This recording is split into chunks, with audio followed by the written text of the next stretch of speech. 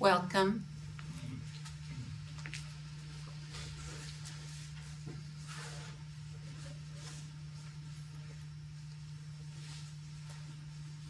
We're all sitting here together in Lakshman Jula, Rishikesh, Uttaranchal, India.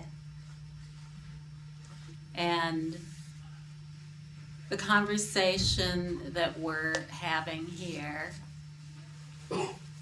is something that is of benefit to all of us, but it is also a conversation that is greatly beneficial to all beings.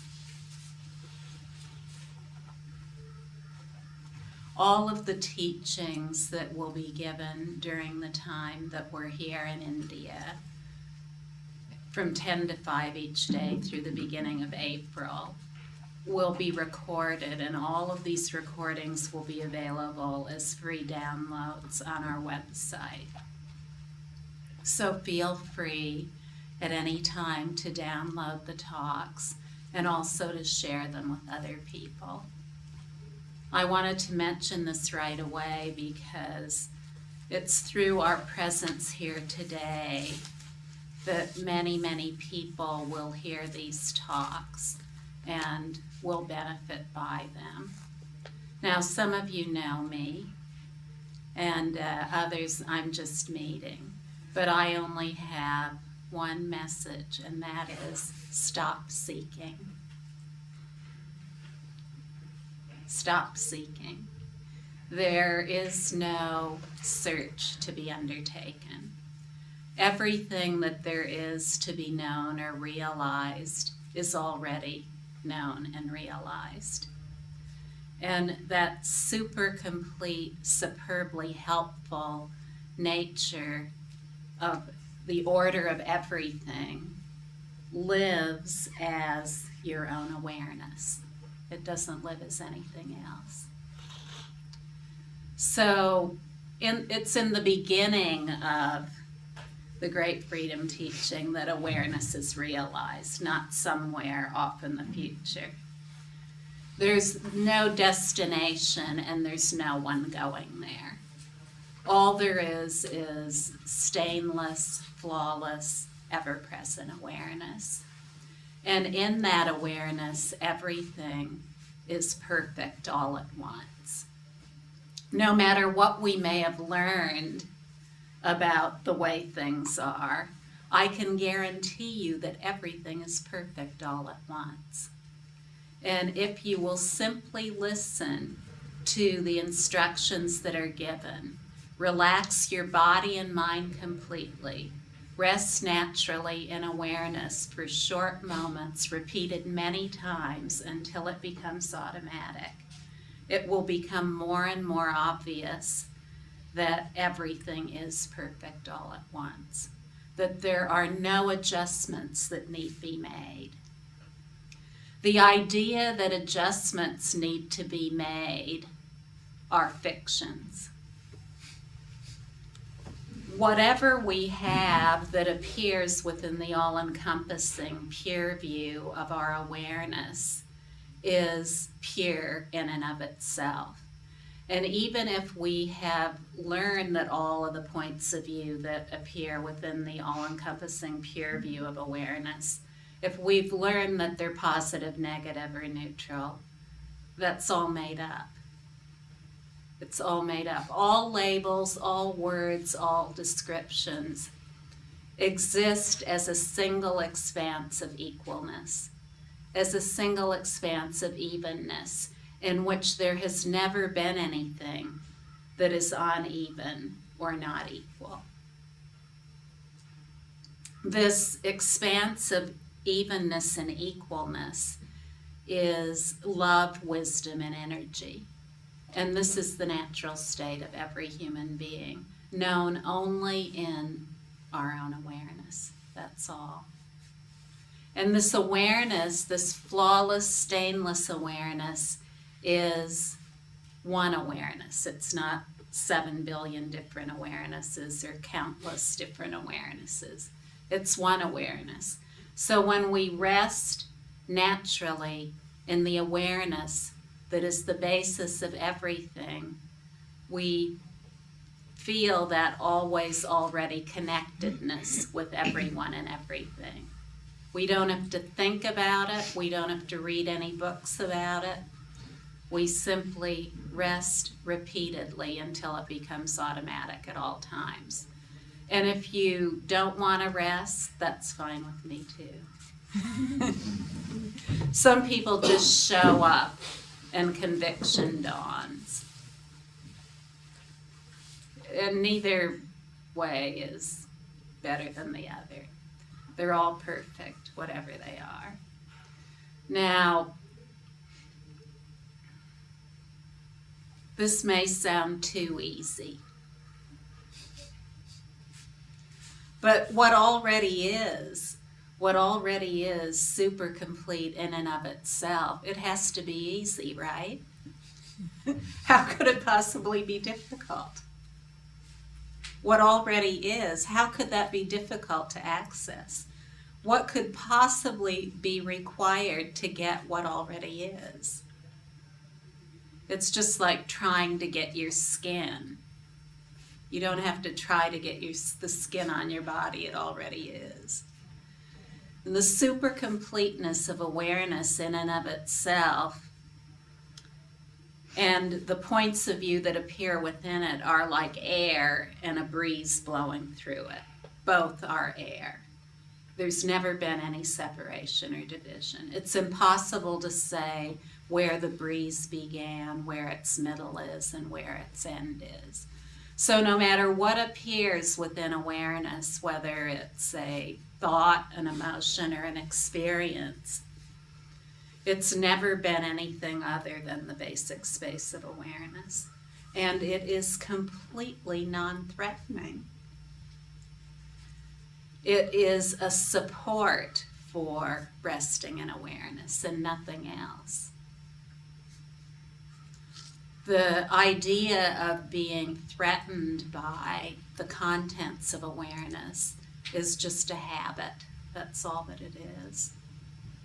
One moment of resting in awareness with a point of view that's been troublesome within that awareness is very convincing. Very, very convincing. So just like a scientist, you can test what I'm saying in yourself. Awareness isn't a thing. It's just that which is complete relief. Complete relief. Found in relaxing body and mind completely. Just as though you've had a hard day with many tasks and you've been very busy doing all kinds of things, running hither and yon, getting all this doing done, and finally it's the end of the day, you've worked 18 hours in a row, and you get home and jump in a nice warm shower and then go sit on the edge of your bed and just go, phew. That's what it means to relax body and mind completely. That's all awareness is. It's that that's just complete in itself. It doesn't matter whether there are thoughts or not. As all thoughts are awareness, why would it matter to have thoughts? If all emotions are awareness, why would it matter to have emotions or experiences of any kind?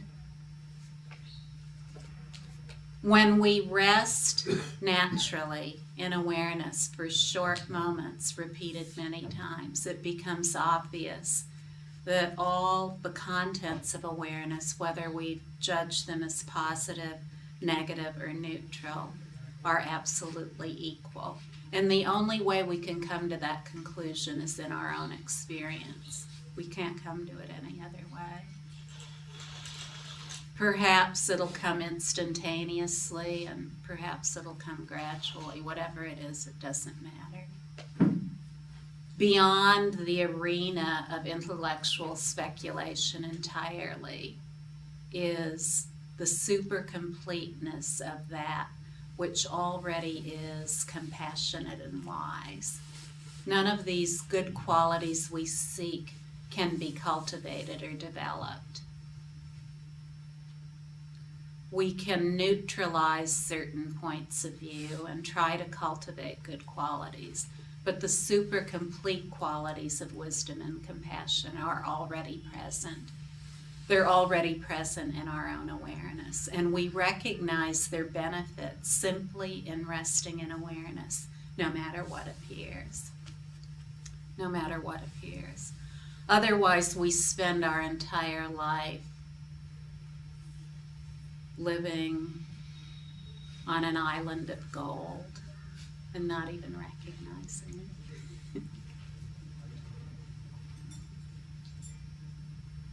Just in that one moment of natural rest, we see everything as it is.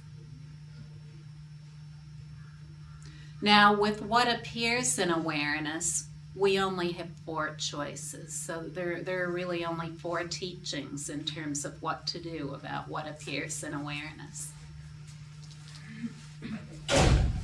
Welcome, Gabriel. One is we can indulge it. So a point of view comes up, say anger, and we can indulge it, and maybe we've had a habit of doing that. So this is what we've learned. We've been taught this somehow. And when we get angry, we indulge it. That's just what we do. It's our thing. The second way to handle what appears is to renounce it or avoid it. So the anger comes up and we renounce it. We go, no, we don't want to have anything to do with that. We're going to avoid it like the plague. So we're just not going to go there, and we're going to steel ourselves and not get angry. The third approach is to replace the negative state with a positive state. We get angry, and instead we are going to cultivate other positive points of view, like happiness or compassion or whatever it is. Now, all 3 of those approaches require that there be a doer, someone who is doing something to try to manage, manipulate, analyze, or transform whatever appears in awareness.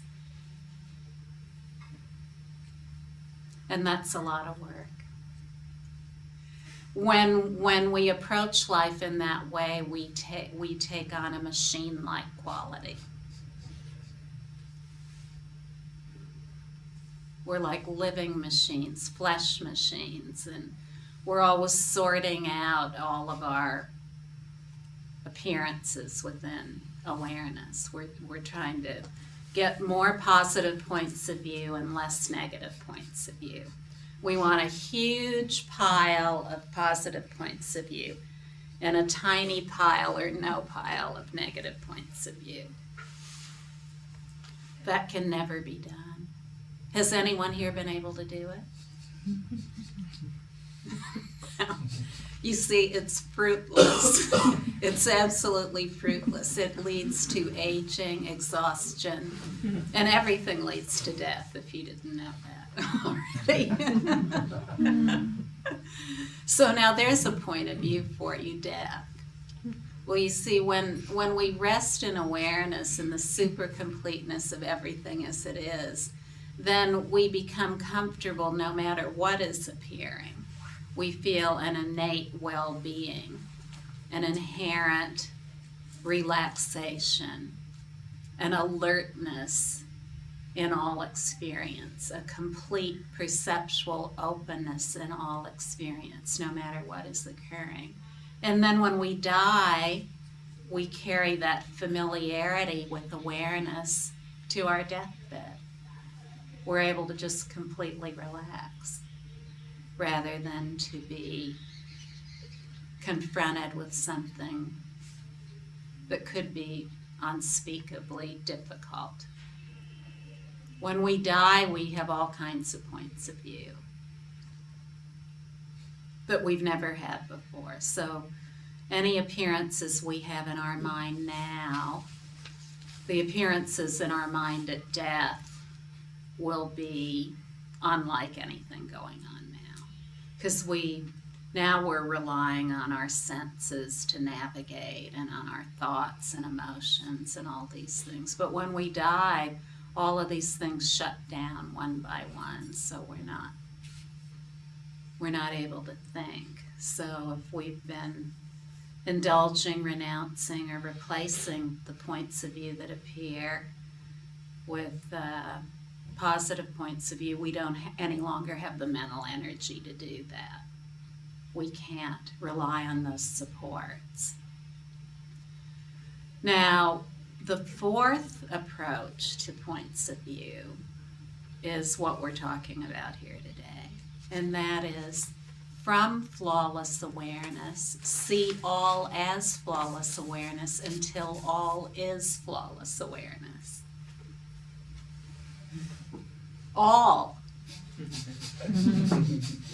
And if you believe there's something that isn't included in that all, it's going to visit you. No matter what it is. And the more you rest in awareness, the super completeness of awareness, in the direct encounter with all points of view, the more subtle the points of view will become. You'll start to notice a whole world you never knew existed. And just how much dependence there has been on points of view of all kinds. Awareness is not dependent on anything. And many of us, we believe that awareness is dependent on our human life. This is what we've been taught. And whether we think about it or not, it's what we really believe, that somehow we generated awareness within ourselves. Awareness is inseparable from the vast expanse of space. It's space itself that is aware. There's never been a human being anywhere. There isn't any human being now, nor will there ever be a human being that has generated their own awareness.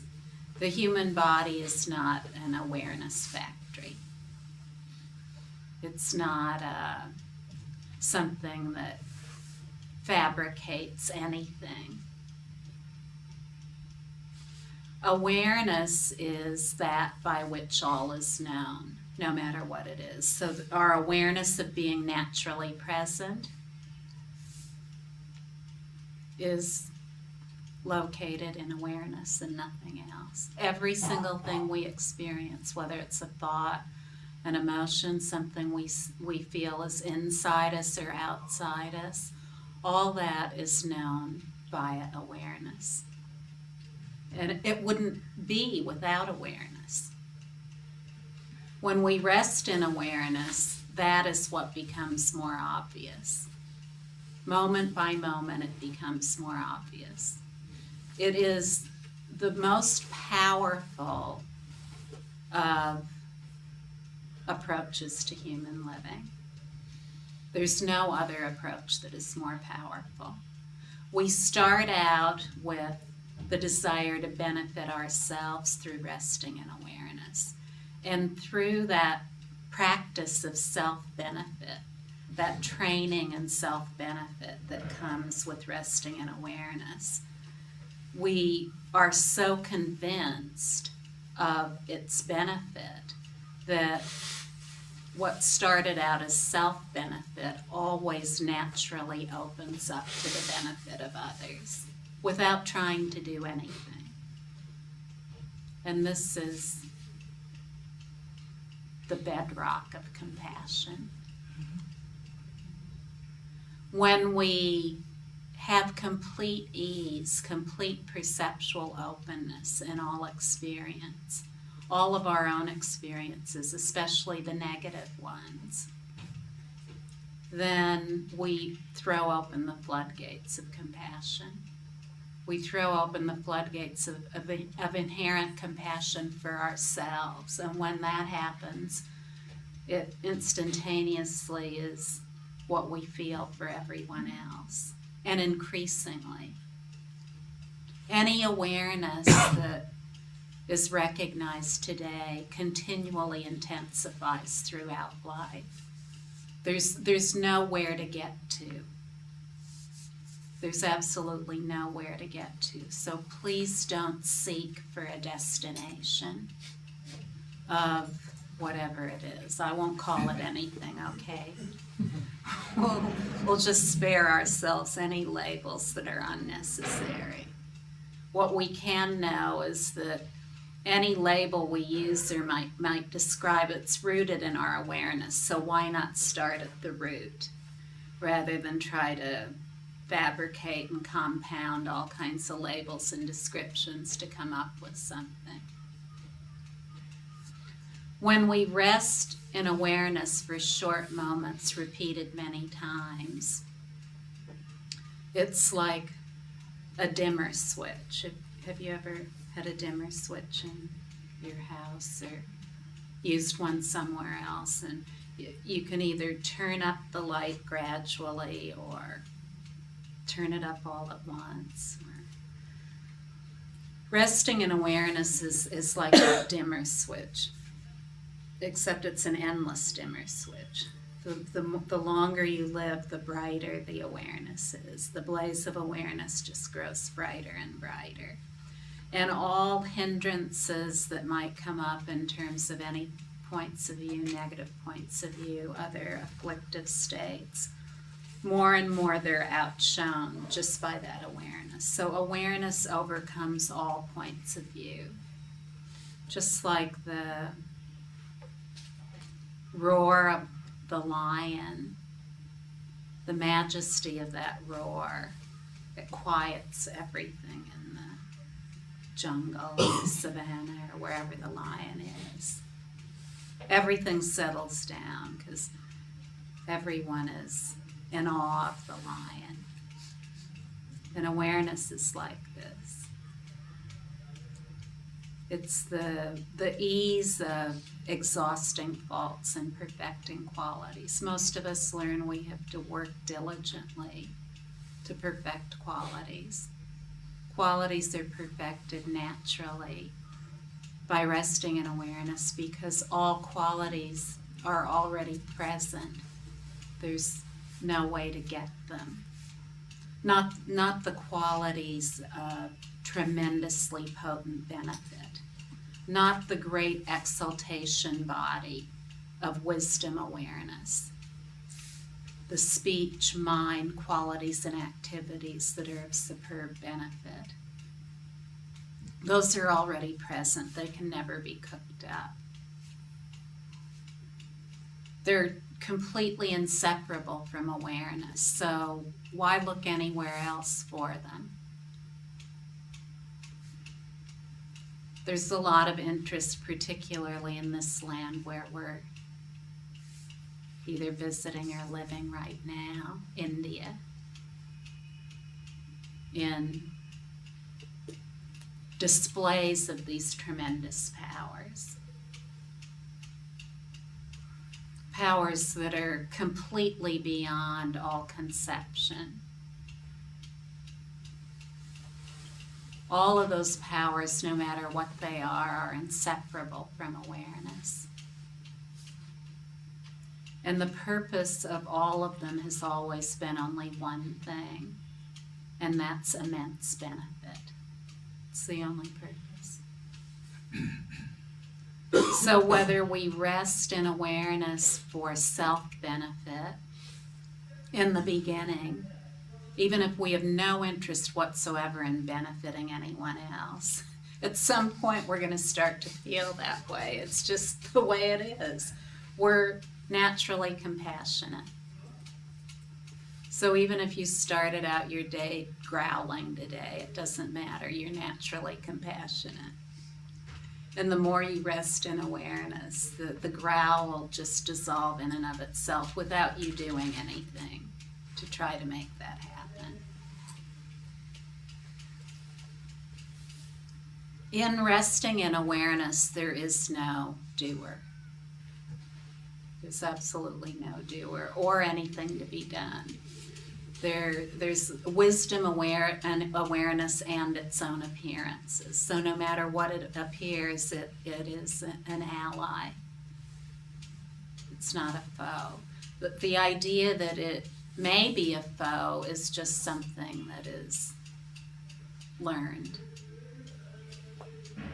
It's a product of family, a product of culture.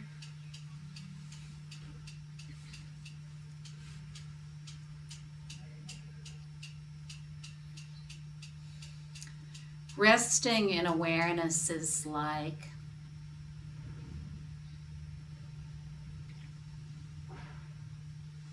the following illustration. Say there's a forest of trees and they're all point of view trees. All the trees in the forest are point of view trees. And they emit a foul smell. And it pervades the air everywhere. All you can smell is the foul-smelling point of view trees.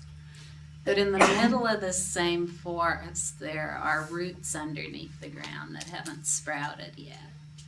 And when the roots of this tree sprout, there is a fragrance that is so beautiful, so engulfing, so all-encompassing that it completely pervades all the other trees and they become sweet-smelling. This is like resting in awareness. It overcomes all obstacles. So anything that you may have tried to change, fix, analyze, get rid of, deny, admit, whatever you've been trying to do with it, just rest in awareness, and whatever that is will naturally settle out. There is no other practice that is more powerful. It's the practice that isn't even a practice, it's simply an acknowledgement of the natural state. It's the greatest kindness one can ever give oneself.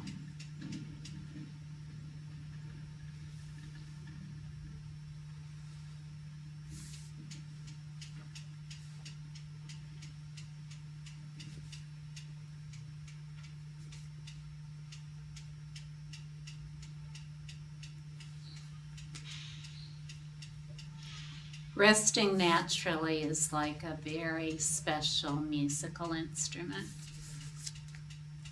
Say we've hit a musical instrument and it has many strings or keys, and then with the strings or keys, we put a lot of notes together and play a piece of music. But suppose we find a musical instrument that is so amazing that we just play one string or we touch one key, and every melody that has ever been comes forth. This is like resting in awareness.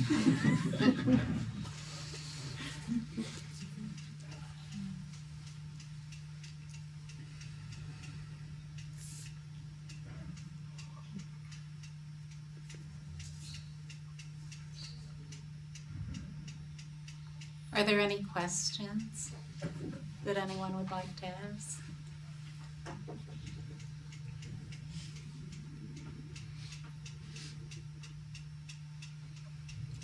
Don't worry about anything like being rude, or especially ask me your question if you feel like you're going to be rude. I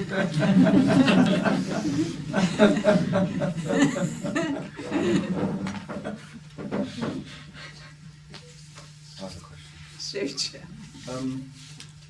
I understand that it's a great equality, yet at the same time, you seem to be pointing that some people can be more rested. You can become more familiar with awareness. The longer you live, the more brighter.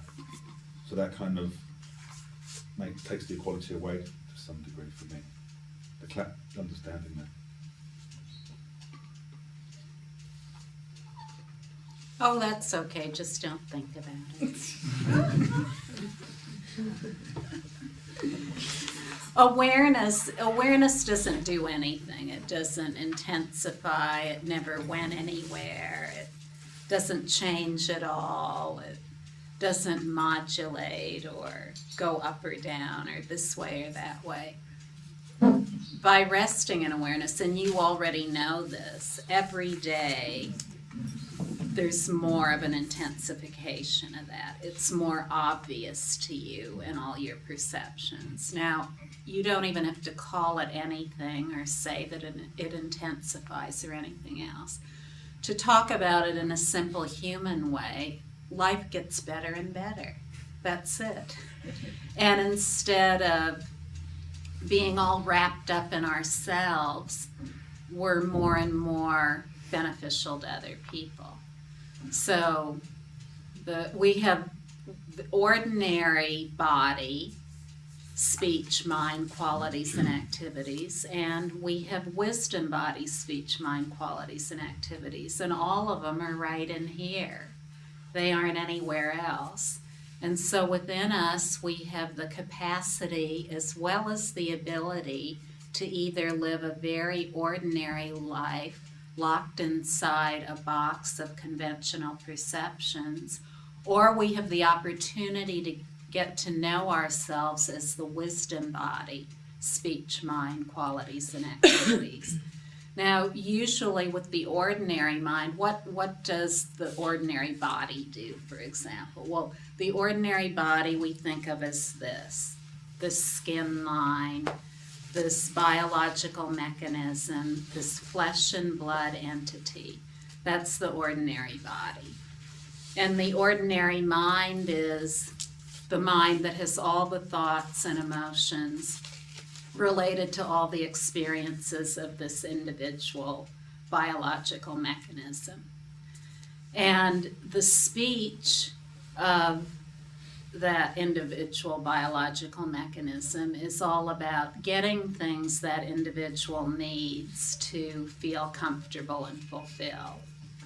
So whether it's the mind and speech are working together and within the body to feel satisfied and fulfilled through food, money, sex, work, relationships, whatever it might be. But what we soon realize, especially if we end up in a room like this, is that all of those things never lead to fulfillment. Not with any of them, because no matter what it is, food, money, sex, work, relationships, we never have enough of them, and they're never of the right kind. So we don't.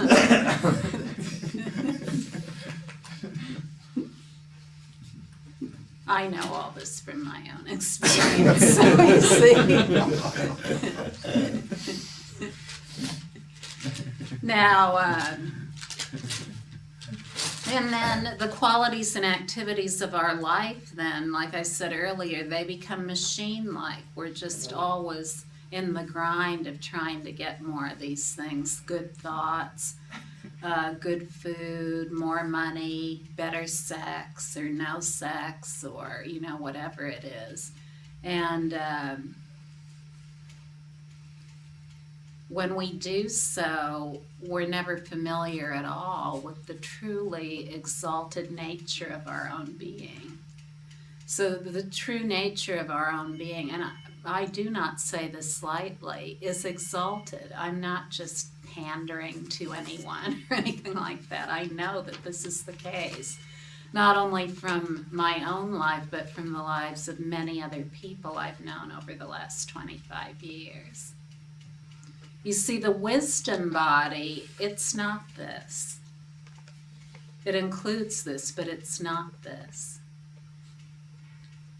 The wisdom body is an inconceivably sublime reality that is pure like infinite space. Within it, everything is perfect all at once.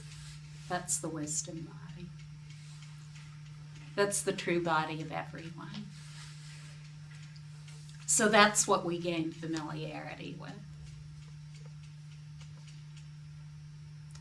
And the wisdom mind, rather than being processes that are all wrapped up in seeking individual fulfillment, the wisdom mind is completely at ease and completely wise, completely compassionate, beyond words and concepts. Includes thinking, but does not rely on thinking. Relies only on the spontaneity of its own suchness. And wisdom's speech is courageous eloquence. Courageous eloquence that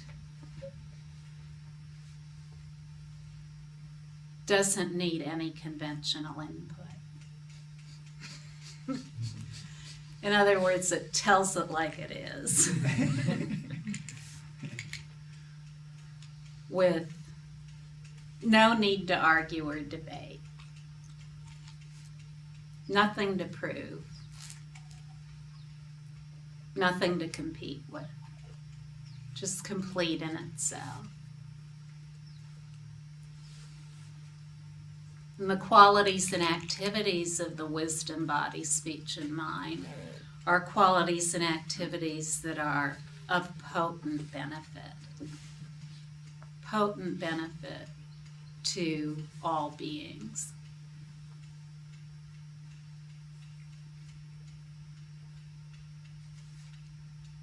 No matter who we are, and no matter how much we've already contributed in gaining familiarity with the wisdom nature of our own being, we unleash a power of benefit that is truly extraordinary. And all of this is found in resting naturally in awareness.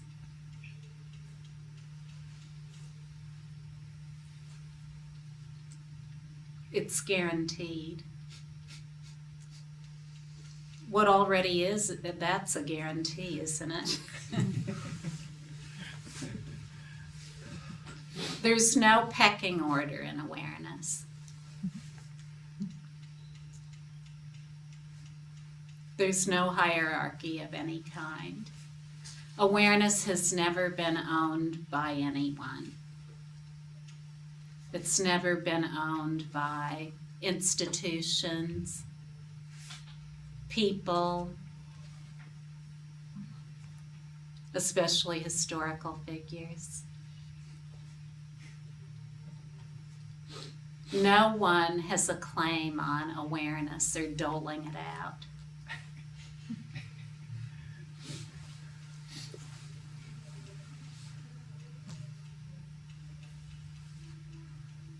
In awareness, there's no higher or lower. No this way and that way.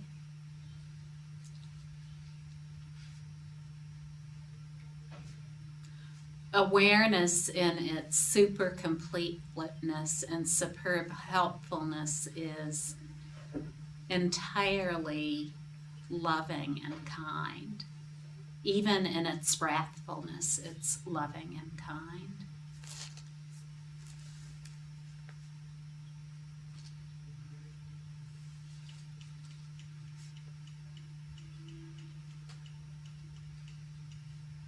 Sometimes when we want to know more about the nature of our own being, we tend to go for information to sources that are somewhat like the way we've already been living. So usually we've been living in such a way that our life is a self-improvement project. So, like on the weekend, we're going to go out in the yard and plant a few flowers, or pound some nails to make our house look better, or whatever it is. We're always doing this with ourselves, a self-improvement project. So many times when we want to find out about the nature of our being, we're sure that's more of the self-improvement project. So we're going to go somewhere where we're going to be told that we have to improve.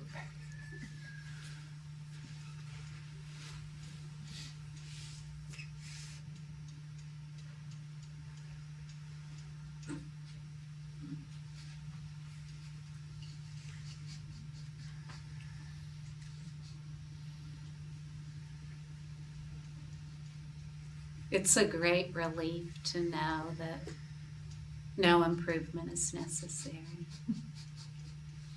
Nothing need be done. The greatest saint and the greatest sinner are equal in awareness. In the next moment, the greatest saint and the greatest sinner, awareness is an equal opportunity. It's the true equal opportunity program.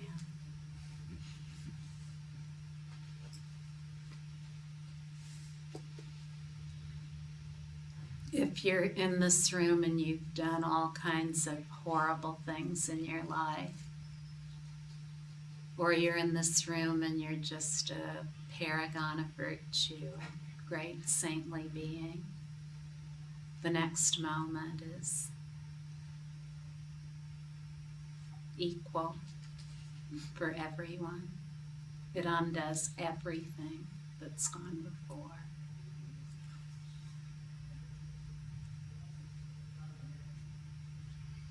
This is true interconnectedness.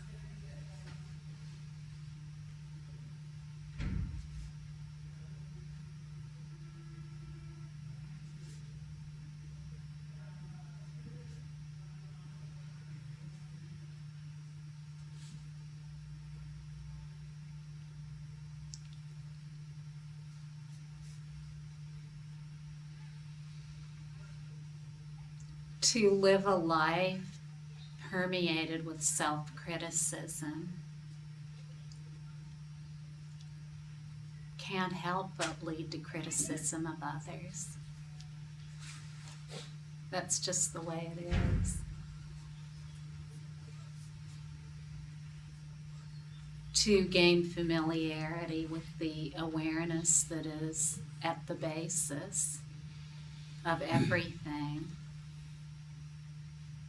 gently relieves us of that self-criticism. We come into the holy positive goodness of our own being.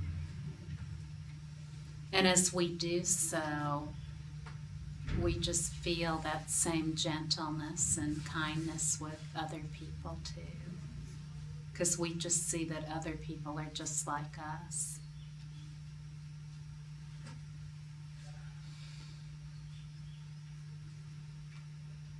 No matter what happens, there are only two choices. One is to rest in awareness, and the other is to perpetuate the story of appearances.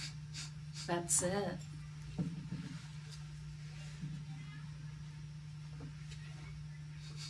And whether the appearances are mundane or they're conceived to be special, like living in Bakersfield, California, and working at an oil changing shop, or living in India in an ashram and committing one's entire life to renunciation. In either situation, there is an equal opportunity to realize the nature of one's own being. Nothing needs to change. No matter how you're living now, just rest in awareness. If you feel overwhelmed by the compulsion to do certain things, and you've never been able to stop doing those things, whatever they are.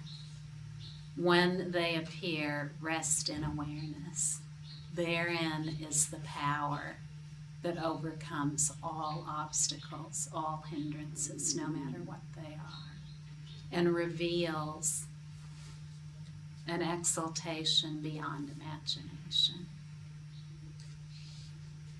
Something about yourself that can never be described.